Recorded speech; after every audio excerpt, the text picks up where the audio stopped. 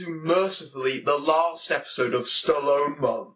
We conclude with 2001's Driven. At the time, Stallone's status as a box office draw was in decline. There was also the issue with the fact of Stallone's age. He was already in his 50s and, like Arnie, not as spry and physically able as he was previously, so it makes sense to cast himself in an ensemble piece with lots of younger performers. Unfortunately, that can backfire when the younger stars don't have one iota of charisma. Driven was a project that was on Stallone's mind for some time. Originally intended as a biopic of the late Ayrton Senna, it evolved into a racing movie set in Formula One. One problem, the Formula One bosses took one look at the script and told Stallone to get stuffed. So Stallone was forced to use the next best thing, the American equivalent, CART. Yes, CART, which is now defunct. I'm sure this movie didn't help matters. You can tell Stallone wanted to make a good movie. He hired Renny Harlin, who directed Cliffhanger. He wrote a script that was 220 pages long originally, and produced the movie himself. That means that unfortunately for Stallone, he has most of the blame. And why, yes, of course it was made through Franchise Pictures. So the film starts in Long Beach. No, it starts in Miami. No, it's in Mexico. Holy crap, where are we? And who are these people? And why do I care? Seriously, did they just cut out the first 100 pages of Stallone's enormous script? It feels like I walked into the middle of the movie, not the very start. From what I can fathom, last year's champion is under threat from a newcomer named Jimmy Bly, and if you've survived that barrage of information in the first 2 minutes, you're attacked by the opening credits. Back, you credits! Back!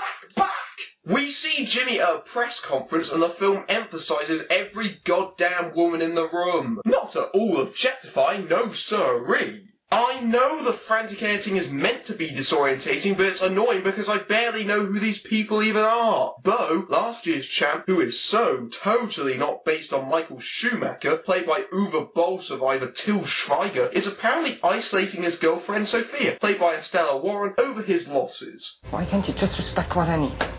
You're having a bad season and you're throwing me out of your life? This is my life! This is not your life! You know, this would be a lot more effective if it wasn't their first dialogue scene together. At least introduce these characters before they have angsty arguments. Suddenly, we're thrown into our first on-screen race in Chicago. And the young rookie Jimmy Bly sits back in third. He's such a promising star. He's just got raw talent. If Carl Henry can get him to relax, there'll be no stopping him. Wow, thanks for that clunky exposition, unusually personal commentators. Jimmy is also being pressured by his brother DeMille, who also doubles as his manager. You better win this thing. Win it. Or you're gonna look like a damn fool. Too much clunky exposition at the same time! Jimmy tries to overtake, but he overpowers the car, causing him to spin out of the race. Carl, played by Burt Reynolds, decides to call up retired racer Joe Tonto, played by Stallone. You think you can push it to the ragged edge? Yeah, I think so. And the fear? It's gone. Fear is never gone. It's good to see that the stock characters are spouting equally stock dialogue. Of course, the real focus of the movie is Jimmy, played by Kit Pardew. Who? Exactly. IMDb reveals that he hasn't done much of note since. I can't do this. I can't handle it. They're pulling me in 10 different directions at the same time. I thought I could handle it, but I can't. Gee, I wonder why. In Toronto, Tonto replaces Jimmy's teammate and has been brought in to help the young racer, but some people aren't entirely happy to see him back. What are you doing back here, Joe? Well, I'm glad to see you're warm as always. So they really put you in the car again. Why? Somebody must think I got something left. Somebody. Yeah. What do you think? Me, I think it's will over skill. Will over skill, like Detroit in '97? Hey, accidents happen. Accidents. You almost killed me, Joe. The movie sets up that Tonto was in a near-fatal crash that forced him to retire, but we're never told what it is or how it happened. What is the point of setting something like this up and then not following up on it? I'm sorry. This is Lucretia Jones. Hi. How you doing? Most people do better calling me Luke. Miss Jones is a journalist. She's going to be with us the rest of the season. She's doing an expose on male dominance in sport. Maybe I should do a report on gender roles and how she'll be confined to a romantic interest. I should also mention that Carl is wheelchair-bound. He's not in any way based on Formula One manager Frank Williams, is he? So Tonto does a training session. What's he doing? He's just wound up. Doing his coin bid will relax him.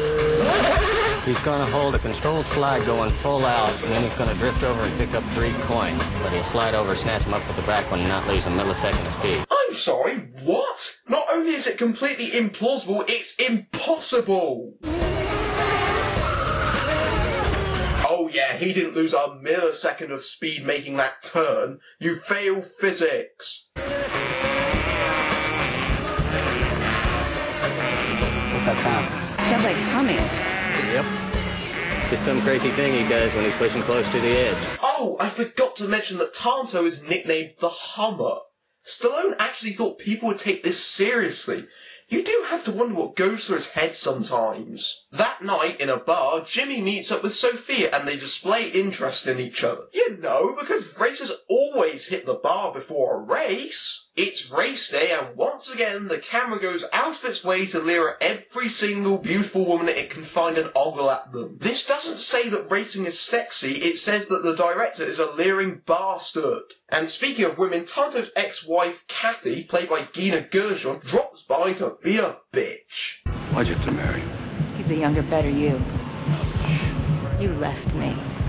With nothing, I might add. And then just as Memo and I are starting to get something together here, you come back to steal his job? Does hurting me make you feel better about yourself, or does that just come naturally to you? And that's all she does throughout the entire movie. That's some nice characterization there. We also meet Mimo, the man Tonto is replacing, and Kathy's new husband. I called you about the wedding, you never called back. No, I didn't. Hey, friends don't do that. But hey, you're my friend, so if it will make you happy, I'll divorce you. Memo, what are you doing? Right now. But only if you marry me. Yeah, please. I get so lonely. Yeah, but you look like you're lonely. He's not joking either. There is plenty of macho sexual tension here. I mean, the dude married Tonto's ex-wife. Could he be any more blatant? What is she doing here? It's all right, Jamil. No. This is very not all right. Hi, I'm Sophia. That's your problem. I'm sorry, weren't you the guy being pulled in too many directions? And speaking of directions, stop spinning the camera! I'm getting motion sick! The race begins, but already there's an accident. Somebody's in trouble! Two guys circulating up car right through the barrier! End over end! An incredible accident! Was his car loaded with propane or something? Although compared to the crashes later in the movie, this looks positively restrained. Jimmy ends up winning the race. Hey, after 4 lackluster performances, is Jimmy Bly back? Well, I hope so. Everyone falls down.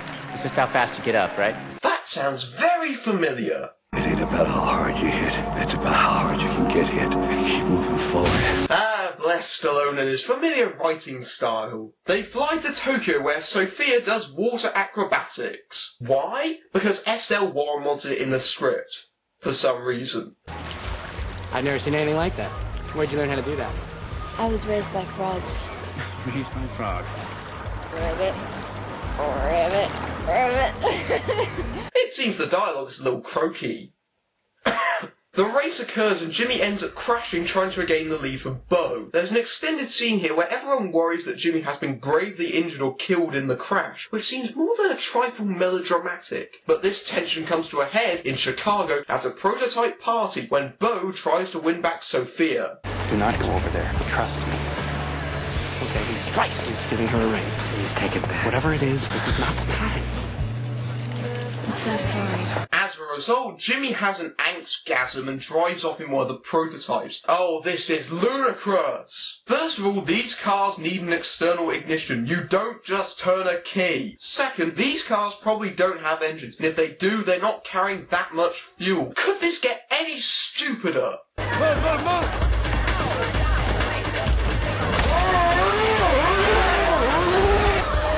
Apparently it can. So in possibly one of the stupidest scenes ever committed to Sailor, Tonto races after Jimmy through the streets of Chicago at nearly 200 miles per hour, causing property damage and endangering hundreds of other drivers. Lest we forget, these are our protagonists.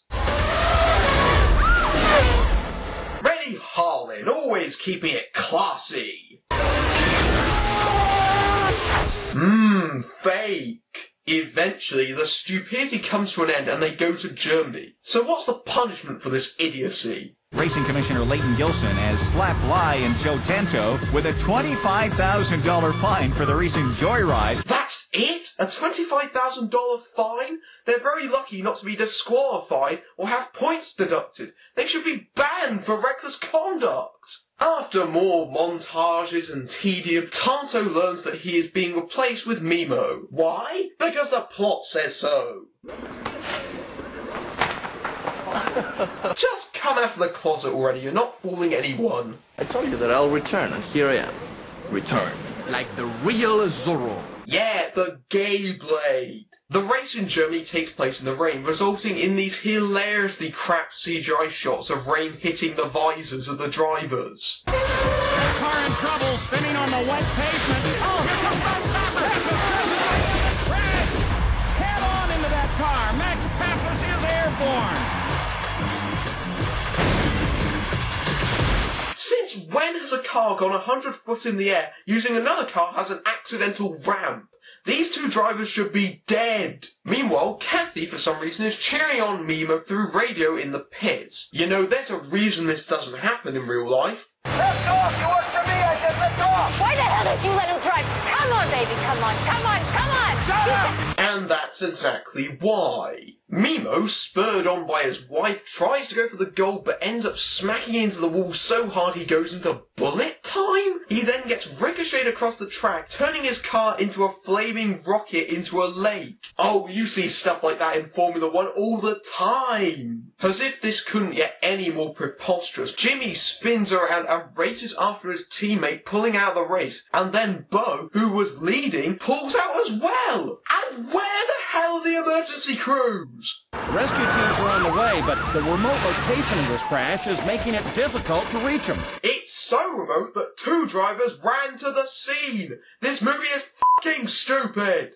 So Bo and Jimmy try to get Mimo out of the car before a flaming tree branch falls and ignites the fuel pouring into the lake. Get out! Help me! It's gonna blow up! There's one big problem with this. The fuel used in these cars is methanol, which A, does not float on water, B, burns almost invisibly, and C, commonly extinguished by water.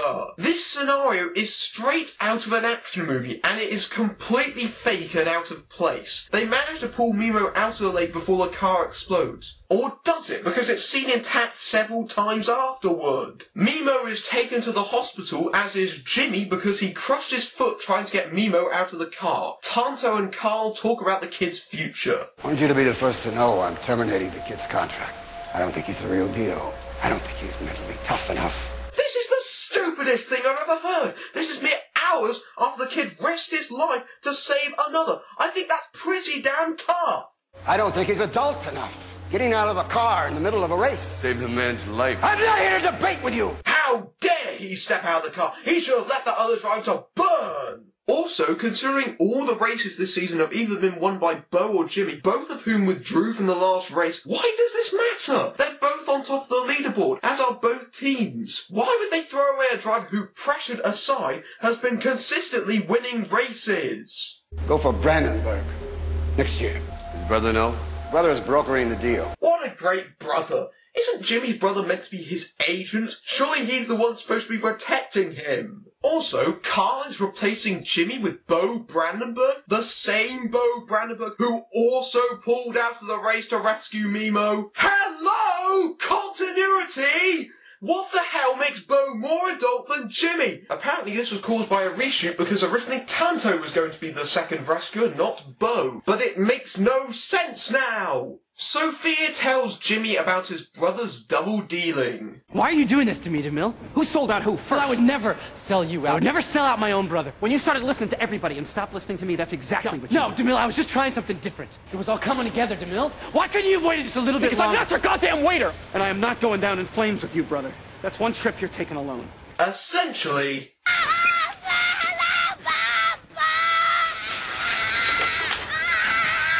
in Detroit...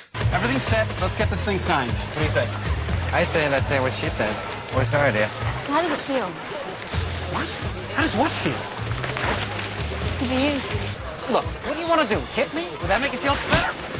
A little. She's lecturing him on using people. Fine example there, lady. Elsewhere, Carl allows Jimmy to race after putting him through some tests on the bad foot. I'm sorry, but I'm having a hard time believing they would allow him to race with a crushed foot. And so the final race of the season begins.